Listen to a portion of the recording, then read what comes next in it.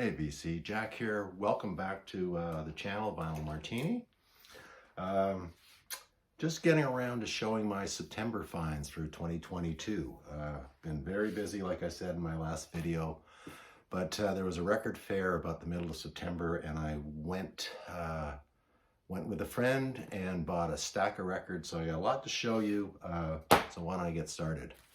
Everybody knows I'm a big John Renbourn fan. I found this Reprise 1973 album. It's a double record, more traditional music from John Renbourn. I buy John Renbourn albums whenever I see them, and if they're at a decent price and a decent condition. This one was no exception. This is just called John Renbourn.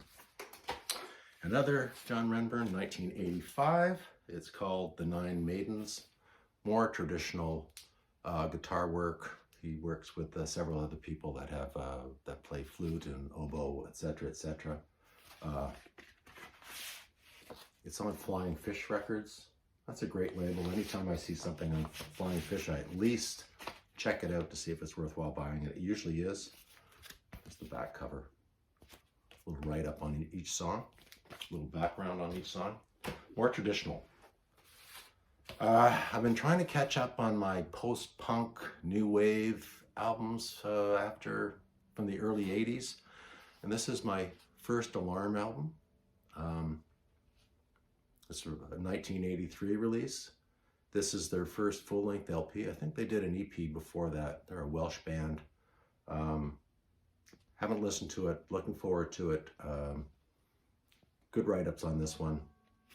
Anybody that knows more about the Alarm, Rob Walker maybe, Mike PC31, you got any comments? Be happy to hear it. Harvey Mandel, more blues rock. Harvey was the guitarist for Canned Heat. This is his, I think his third solo record. Got a great inside cover. I'm a sucker for a snake cover, snake skin cover. Yeah. Happy to have that. Haven't listened to it yet, but looking forward to it. Mid-70s, Return to Forever with Chick Corea. This is the classic lineup. Chick Corea on acoustic piano, Stanley Clarke on bass, Lenny White on drums, and Al Di Meola on electric guitar and acoustic guitar. Classic jazz fusion album from the mid-70s, Return to Forever. Little guilty pleasure here, Love Unlimited in Heat. Former backup singers to Barry White, I think. I've been really getting into Barry White the last 20 years or so. Amazing pianist, arranger, singer. The whole disco era really passed me by. I kind of dropped out of all that stuff. But Barry does he's produced the record, he's arranged the record, he's written all but one of the songs on this record. So yeah, Love Unlimited. I bought, this is my second purchase of a James album. I got their first record. I wasn't overly impressed. I don't think it was their best record. I've got a few comments saying you should pick up some other records. So I think Mike from MGK Boston recommended I pick up some more records. I know Rob Walker suggested I get some more records. So here it is, my second Alarm release. It is on Sire. Everybody knows what the Sire label looks like. By the way, it's a gold stamp promo.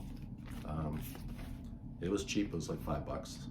The cover is a little bit roached, but the record's in great shape. James. Told myself I was not going to buy another Blue Oyster Cult record, but I ran across this one. It's called Some Enchanted Evening. It is a live performance. Again, it was $5. Side 1, Are You Ready to Rock, ETI, Astronomy. Side 2's got Kick Out the Jams, Godzilla, Don't Fear the Reaper, and We Gotta Get Out of This Place. So some nice covers on there. Haven't listened to it yet, but there is another Blue Oyster Cult in my collection. Picked this one up for cheap, a couple of bucks. West, Bruce and Lang, of course, Leslie West and Corky Lang, I think. We're in Mountain, I believe. Jack Bruce is on bass from Cream. You know, blues rock from the early 70s. I've listened to this. It's it's a solid blues rock record. It's full of guitar solos, typical of the era. Good record. Now,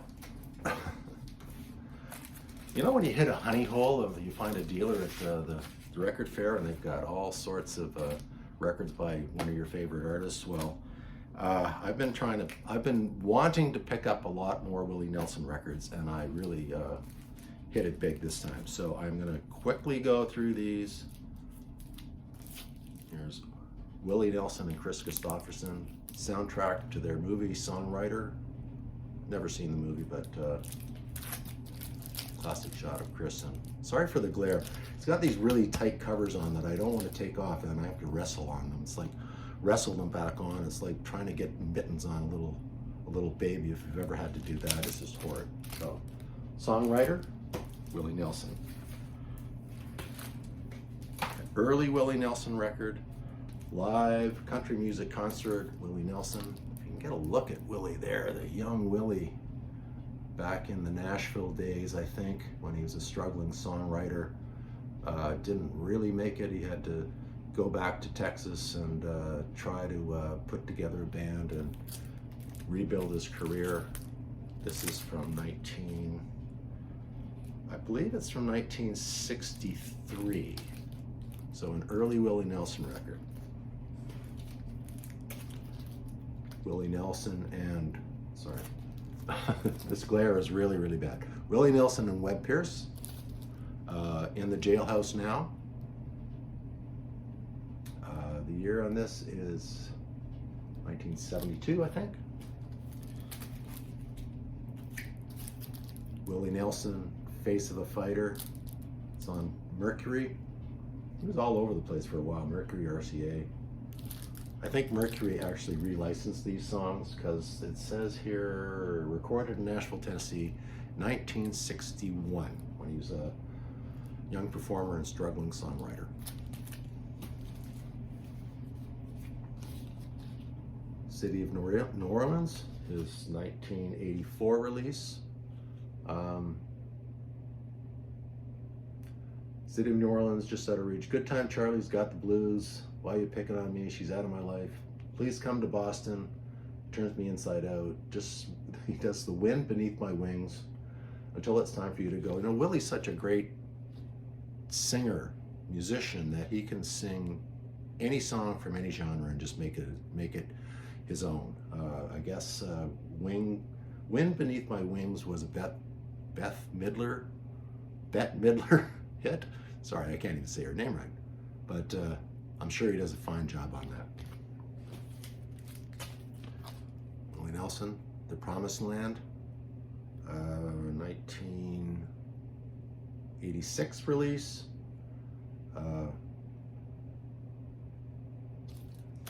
Back cover.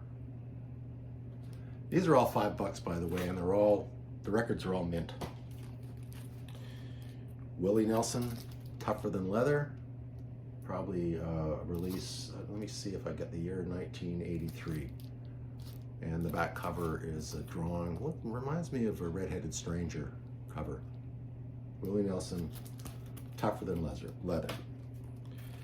Here's a, here's a real 80s album from Willie, 1984, real 80s cover, isn't it? And this is featuring the guitar of Jackie King. It's called Angel Eyes.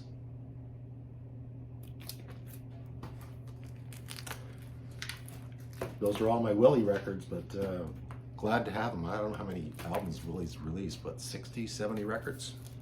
I don't think I'll ever be a completist, but it's nice to get a whole batch of them together. Same dealer. Waylon Jennings album. What Goes Around Comes Around. This is I don't have the date on this. I'm going to suggest it's like 1973 or so, just in the beginning of the Outlaw years. Same dealer. Hank Williams Sr., 24 Greatest Hits, Volume 2 on MGM. I love Hank Williams, one of the greatest songwriters ever. Nice to have all those songs in one collection. It's on MGM Records. $5. Same dealer. This is the Tailgaters. This is purely a blind buy.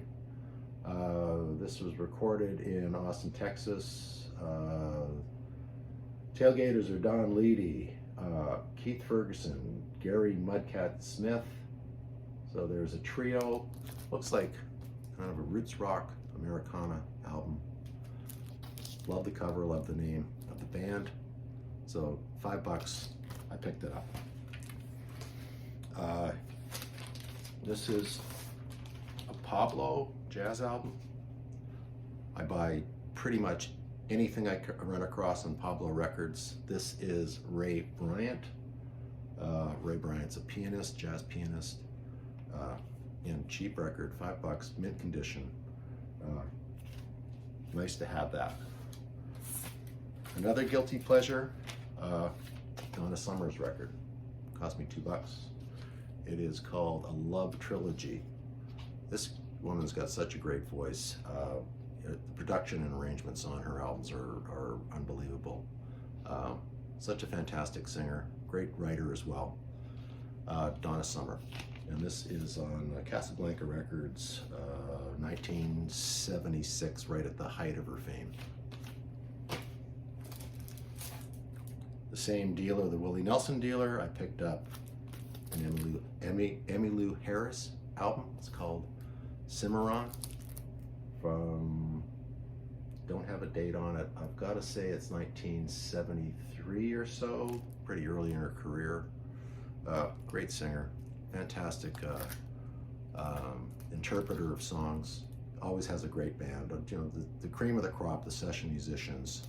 Emmylou Harris, glad to have that. And last but not least, I found a grail. This is Father and Gay. Back of the cover, beautiful cover. Father and Gay was formed by Sandy Denny and her husband Trevor Lucas. Sandy Denny, of course, was a singer in Fairport Convention. So traditional English folk music put to a rock beat. They were groundbreakers in that regards. Great shot of Sandy and the band. Father and Gay only recorded one record. They had some contractual difficulties, I think, and Sandy Denny had some she had some mental issues as well. I think she was bipolar, and she had drug abuse and alcohol abuse issues. But after this record was recorded, in the middle of recording their second record, she quit and embarked on her own solo career. She put out 4 really remarkable solo records. Sandy Denny is such a brilliant, individualistic singer. She's fantastic. I've been a fan for years and years. I've been looking for this record for about 10 or 12 years. I mean, I could buy it out. I could pick it up on Discogs or eBay any day of the week, but I like looking for records out in the wild. And I picked up this copy at the record fair. He wanted $30 for it. I got it for $20. Consider that a steal. Really happy to have this. This is a fantastic, fantastic record. If you ever run across this record and you're into that genre of music, pick it up. It's well worth it. Okay, there you go. That's my my record fair finds for September. If you are still with me and you haven't subscribed, please consider subscribing. If you're still with me, drop a comment below, give me a like. Hell, give me a dislike. I don't care. Just happy to hear from you. Gonna do my October finds in my next video, I think. Thinking about highlighting another band, maybe doing some more contest entries. They're always fun. But anyways, thanks for watching and thanks for listening. See you next time.